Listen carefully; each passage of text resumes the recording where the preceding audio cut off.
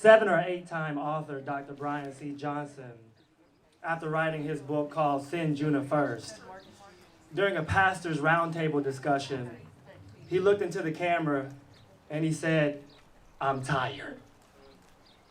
Then when you fast forward, not long ago, black activist by the name of Michael Render in Atlanta, Georgia, who is also known as Killer Mike, stood before the podium and he also echoed the words, "I'm tired." I'm from the deep south of Alabama, and I was raised by an extremely wise, illiterate mother by the name of Nisan Trotter. And even though I got my degree from Bucknell University, after FaceTiming my mom on the phone, looking into her eyes with crocodile tears, she too echoed the words, "I'm tired." I'm tired of being disadvantaged. I'm tired of seemingly having hair that doesn't look good enough. I'm tired of being followed in the stores when I have money to pay for what I want.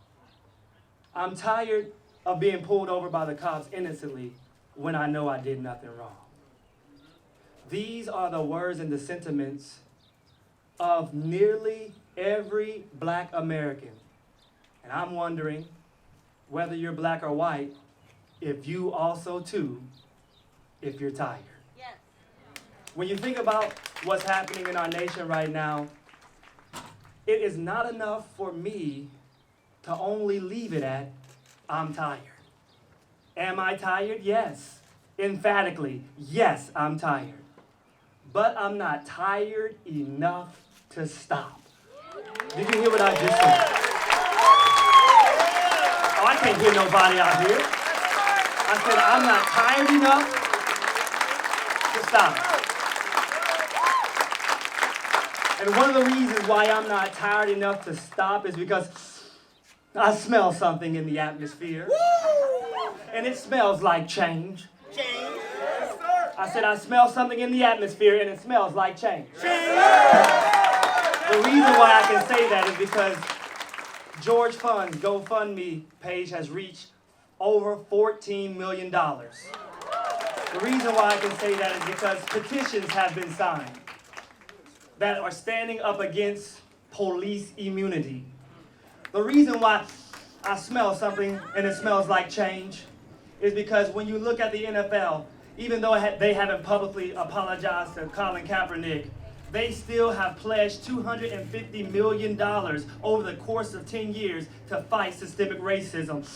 What's that smell? Somebody say change. Oh, I can't hear you. I said, what's that smell? The reason why it smells like change to me is because when we look at a law that was passed for Breonna Taylor, there has now been a ban on the no-knock warrant. It smells like change. The reason why it smells like change is because when I look across this audience, I'm seeing Generation Zers mixed with baby boomers, mixed with millennials, and we are all holding up signs that says Black Lives Matter. What's that smell? And I'm hopeful. I'm faithful. I believe it smells like change because when you look onto Amazon, you'll be hard-pressed to buy a book called White Fragility or even how to be anti-racist because they are out of stock right now. It feels like change.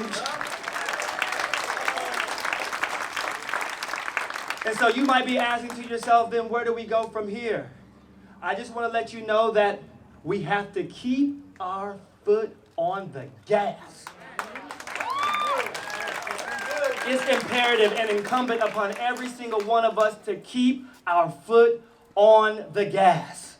To echo the words of even my father who wrote Trotter 2020, A Southern Black Man's View, it is not enough for the moral majority to be silent. The moral majority can no longer be the silent majority. Are you hearing what I'm telling you up here?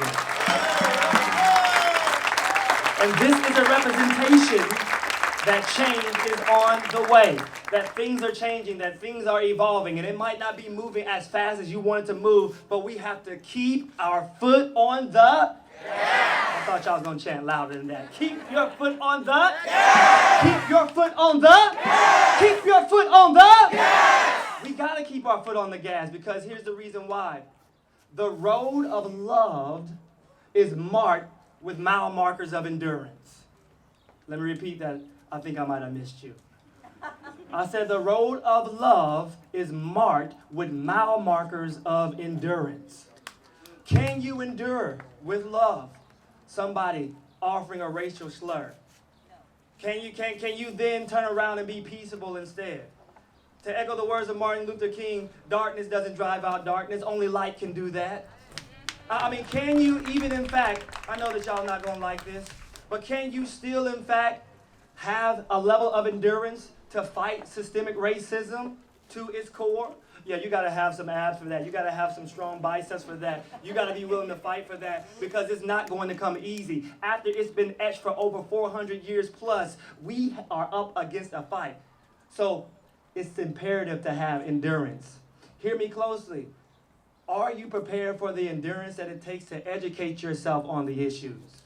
Are you prepared? Yeah, that's a question. Are you prepared to educate yourself, hear me, to raise awareness? Are you prepared for the endurance for that? Are you prepared even to massively act when something pricks your heart and you know that you should be getting off of your do nothing to do something? Are you willing to have endurance for that? And if you're clapping your hands and if you're shouting out yes, I'm a pastor, so forgive me for this, if you will. But no, I won't ever apologize for loving King Jesus. Y'all X that out of the video.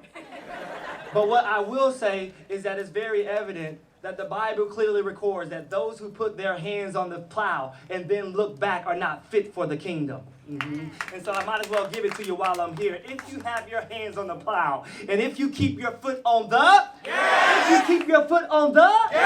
then you should keep looking forward. It's imperative.